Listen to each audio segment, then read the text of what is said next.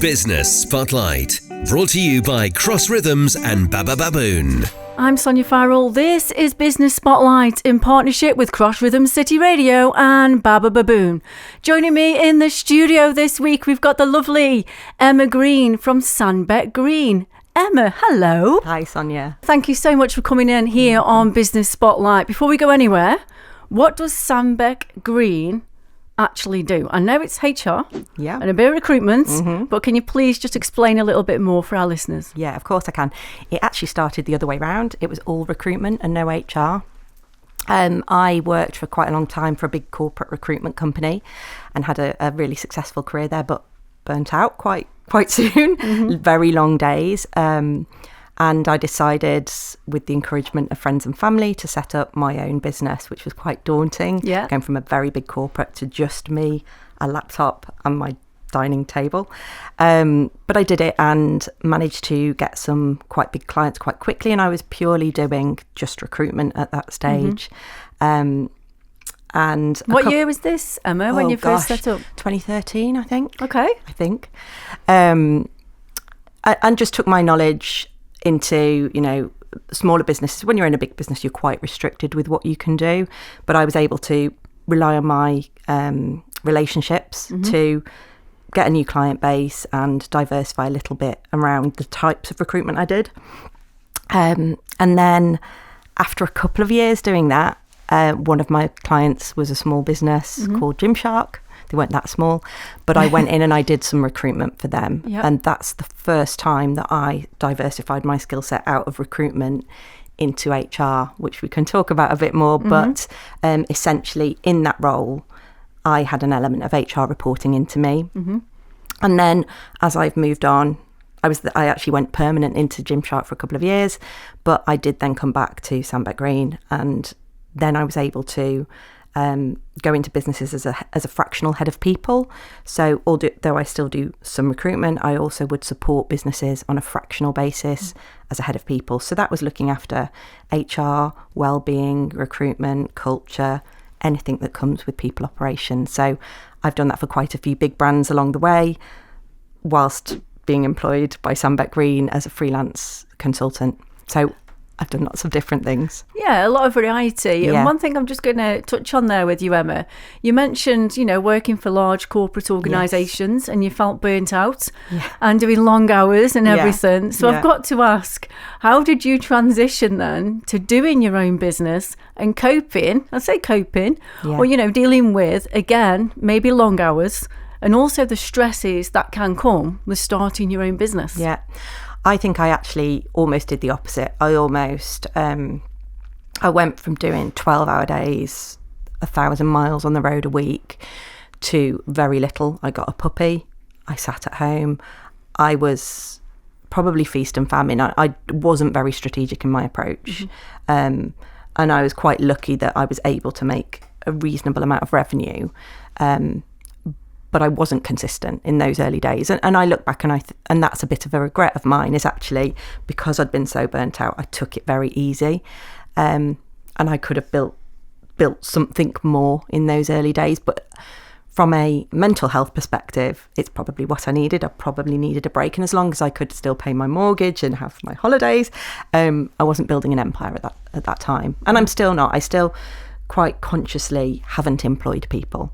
I've remained just me because I enjoy the operational element of what I do. I like helping other people to be good managers.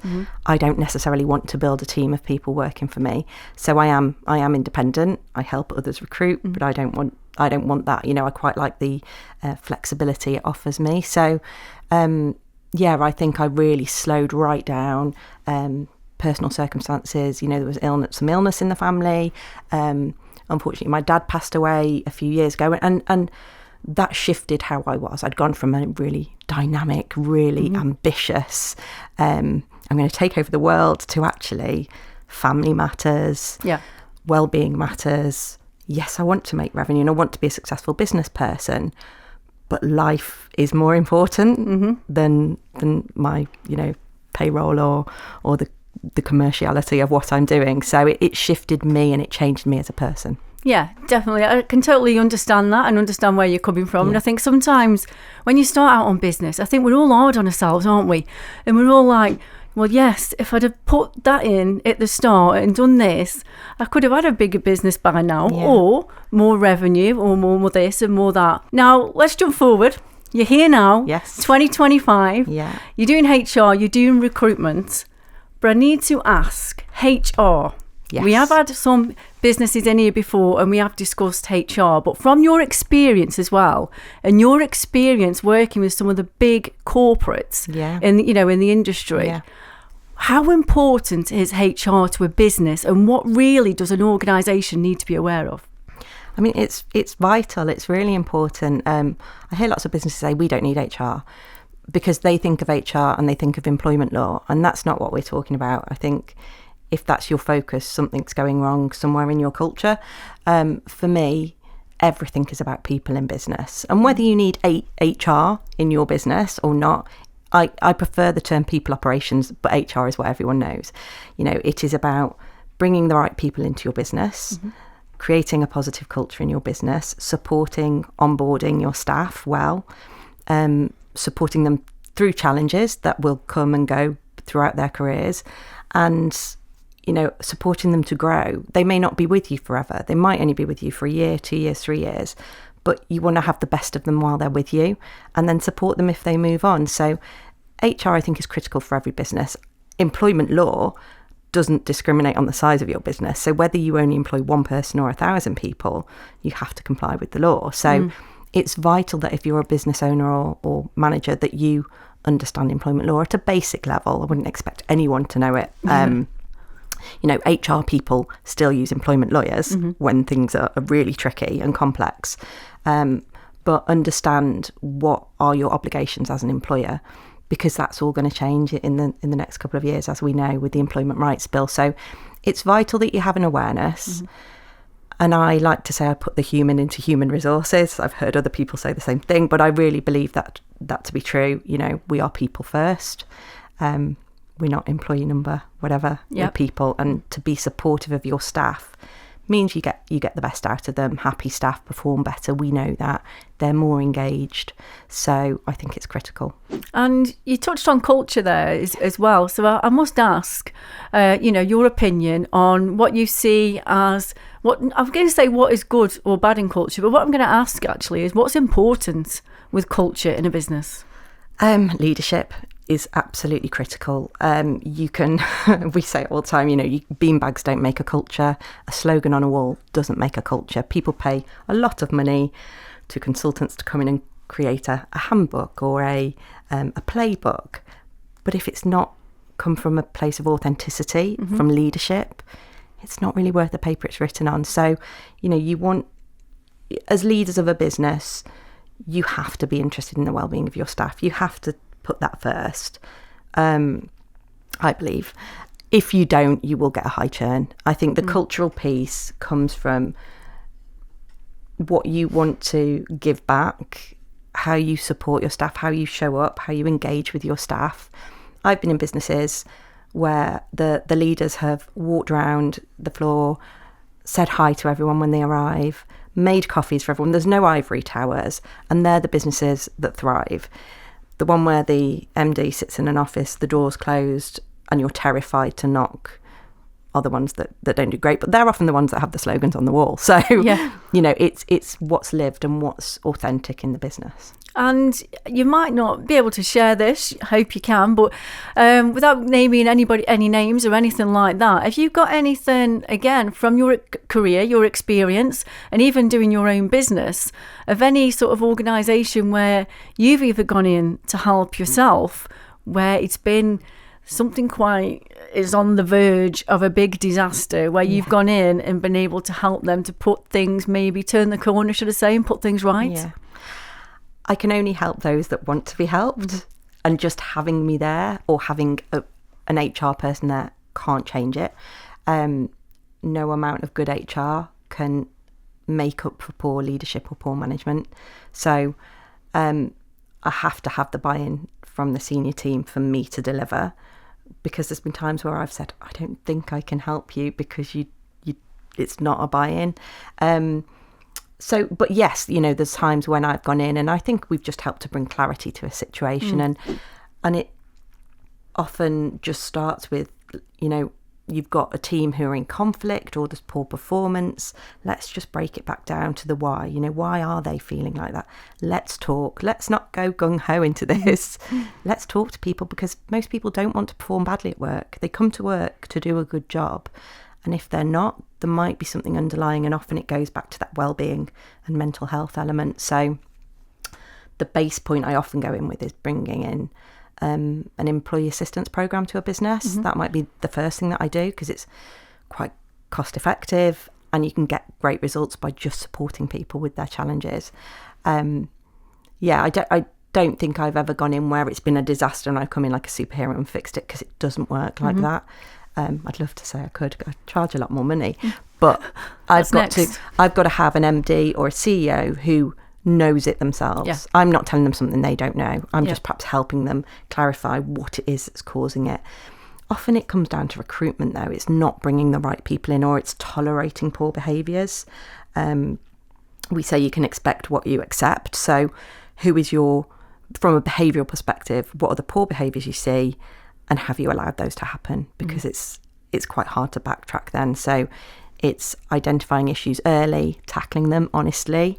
We talk about radical candour in HR, so it's being honest and having those difficult conversations, because if you ignore them, they will only get worse.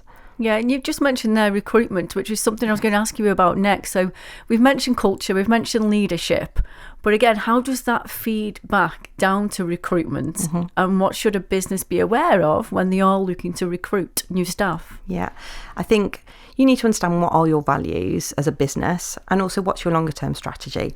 So if you have a 3 to 5 year plan, if you're recruiting someone today, where will they be in 3 years with your business? And not just what is my vacancy, but what is my problem? What is my commercial problem that I have that this person is going to resolve? If it's a labour force, as in, we need more machine operators, I think that's probably a little bit easier to perhaps understand and say we need one more of those. But if it's my business is growing and I think I need a marketing manager, actually, what is it that your challenge is? What marketing is it you want to do? Or what's the audience that you want to grow? Understanding your customer and making sure you hire people who are passionate about your goals. They don't necessarily have to have the same passion for your business. And I think that's a lot of people get that wrong. They want someone who loves their business as opposed to someone who understands the commercial challenge and can solve that problem. So if you're a smaller business, I think you want people with a variety of skill sets, not just someone who is quite pigeonholed that they can do this. You want someone who has the potential to learn as your business grows, who is a bit more flexible, who is open to new ideas. Don't hire in your own image. That's the other mistake we see people make, is they hire lots of mini-me's. But you want that diversity. You want different opinions. And that can be difficult when it's your own business, to hear a different opinion, but you need to try and embrace it. And I think bringing a diverse workforce in, when you're recruiting, assess on skills. Don't just ask, where do you want to be in 5 years? Because what does that really tell you about a candidate? But actually, I always set candidates a real world challenge to present back on, because then I can see their thought processes, how they approach a problem, because that's what work is. Work is problem solving. So I'm going to give them a problem to solve in their interview and see how they can stack up. I don't really want to know what is on their CV. And obviously that gets them through the door, but actually it's their skills, it's their problem solving, it's their relationship building. They're the things that matter.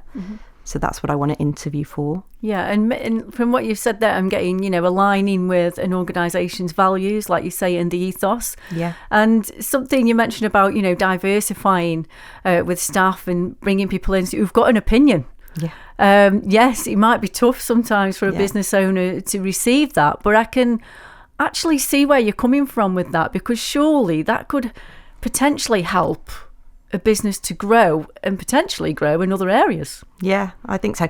And I think it's quite tricky as a business owner to do that, to accept other people have different opinions. And something I learned very early in my career is different isn't wrong. I would I was a micromanager in my early career, do it and do it like this, because that's how I would do it. But actually now I give someone a problem, I frame the problem, and then hopefully give them the tools to succeed. I give them a deadline, I'm available if you need support, but actually this is the problem we have. How do you think? Or actually let's work together to come up with a solution. If you're giving people the problems and the solutions, they're probably quite demotivated in work. I think people like to be creative and like to own problems and come up with solutions. So as a business leader and owner, often you're not convinced, or you don't necessarily trust that they'll get it right.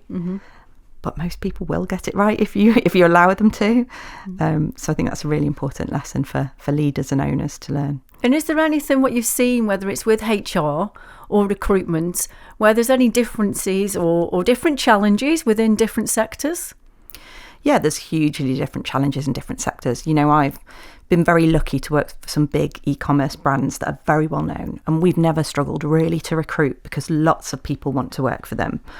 But if you're a small manufacturing business in the centre of Staffordshire, you might not have that same appeal. So we talk about EVP, which is employer value proposition. Why would someone want to come and work for you? And people are choosy now. People, we had COVID where everyone got to work from home. So people want that now. They expect that a lot of the time. So if you are 5 days a week or more in the office, why is someone going to want to come and work for you? Because you still want to hire the best talent. So how can you offer a bit of flexibility, offer something more exciting that means you're going to get the best talent through the door? And I think sometimes some businesses are a bit stubborn and kind of stick with the minimum legal allowance in terms of holiday, the maximum legal allowance in terms of hours of work. But you've got to, if you're going to be the employer of choice for people, you need to think about how you proposition that. So yeah, I think different industries, it can be very hard to recruit for some and it can be very easy to recruit for others. And there's also certain skills that it's very difficult to assess for. I've always found finance a difficult one to recruit, because how do I assess whether somebody is really very good at the role? And the same with some tech roles. I'm not a tech specialist. So how do I assess a tech candidate other than have a CTO in the interview with me? So that's where skills-based testing comes into its own, really. And if you can access an element of that in your interview process, that's important as well. So Emma, we're coming up towards the end of 2025 already. Yes, Can you believe it? I know, I can't. Is there anything exciting which is happening at the moment? I'm going to ask you with Sandbeck Green. Yeah, so a couple of things really. So a couple of months ago, I rebranded an element of the work that I do, which is more to support the local and smaller businesses, which is where I launched Ask Emma HR. So I've got an Instagram page, and the intent of that is to support smaller businesses, to bring my knowledge and experience to a smaller business, a smaller audience, on a fractional or consultancy basis, or retained. So maybe half a day a week, or they give me a particular project or challenge that they have and I can support them, but they don't need me full time. So that's Ask Emma HR that I launched. And then I was also asked a little while ago to be a Virgin Startup mentor. So I'm not sure if you've heard of Virgin Startup, but it's Richard Branson and Simon Squibb have come together, and they've created a support network for new entrepreneurs, new British entrepreneurs, and they have access to lots of business mentors. I was asked to be a mentor with them, so I've already had meetings with 10 founders of new businesses to support them in their growth journey, which is really exciting and hopefully will continue into 2026. Well, congratulations on that, Emma. I just want to say thank you so much for coming in here on Business Spotlight. I hope you've enjoyed yourself. I have, I've loved it. Thank you. Thank you. That's Emma Green from Sandbeck Green here on Business Spotlight with me, Sonya Farrell. Business Spotlight, shining a light on our local business community. Brought to you by Cross Rhythms and Baba Baboon.